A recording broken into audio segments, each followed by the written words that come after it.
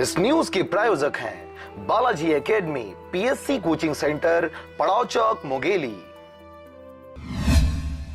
केंद्र सरकार द्वारा बुधवार को किसानों को राहत देते हुए विभिन्न उपजों पर समर्थन मूल्य में वृद्धि का तोहफा दिया गया, जिसमें धान के समर्थन मूल्य में 200 रुपए का इजाफा किया गया है, जिससे अब धान का समर्थन मूल्य 1750 रुपया प्रति क्विंटल हो गया है।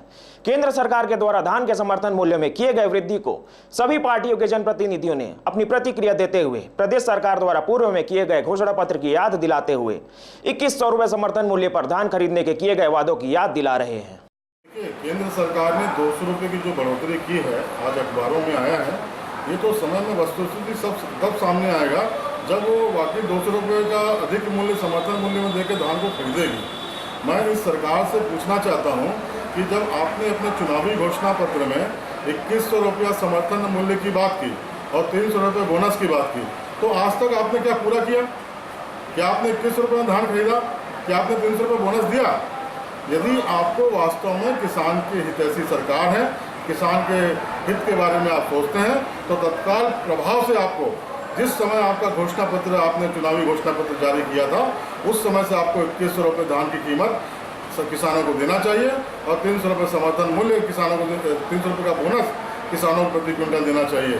दूसरा एक महत्वपूर्ण बात है, देखिए सोसाइटियों में तो धान सरकारी रेट में खरीदा जाता है, परंतु जो हर जिला स्तर पर, ब्लॉक स्तर पर मंडी, कृषि उपज मंडी का जो निर्माण सरकार की एक संस्था है, वहाँ पर आप जाके देखिए किसानों की हालत कितनी दयनीय है। देश में नरेंद्र मोदी जब से प्रधानमंत्री बने हैं और डॉक्टर रमन सिंह हमारे प्रदेश के मुख्यमंत्री, विगत 14 वर्षों से हमारे मुख्यमंत्री साहब भी ये प्रयास कर रहे हैं कि किसानों को ज़्यादा से ज़्यादा कृषि से लाभ हो, और हमारे प्रधानमंत्री देश के नरेंद्र मोदी भी यही चाहते हैं किसानों को फसल का दुगुना मूल्य मिले।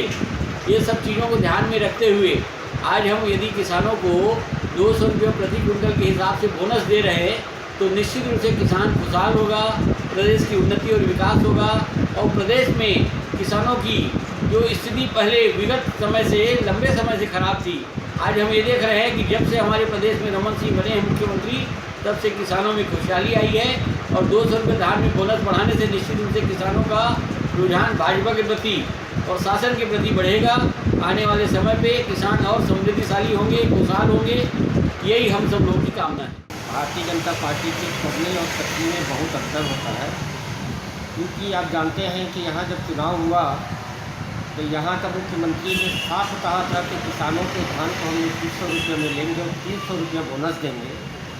उन्होंने अभी तक के किसानों को धान को समर्थन मूल्य 2100 नहीं किया है और 2 साल का बोनस दिया है और 3 साल का बोनस खुद खा चुका है। और अभी जब चुनाव 4 महीना जब बचा है तो 200 रुपया धान का बोनस, धान का समर्थन मूल्य बढ़ाया जा रहा है।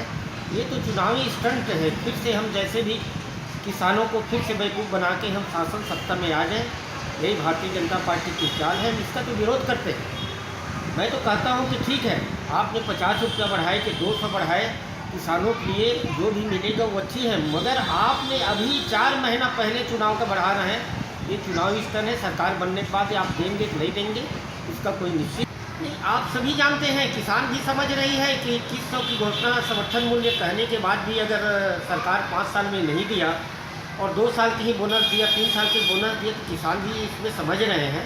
ऐसी बात नहीं है कि किसान उनकी बहकावों में नहीं आएंगे। और आने वाले समय हमारी जनता कांग्रेस छत्तीसगढ़ की सरकार बनेगी, मैं ये दावा करता हूँ।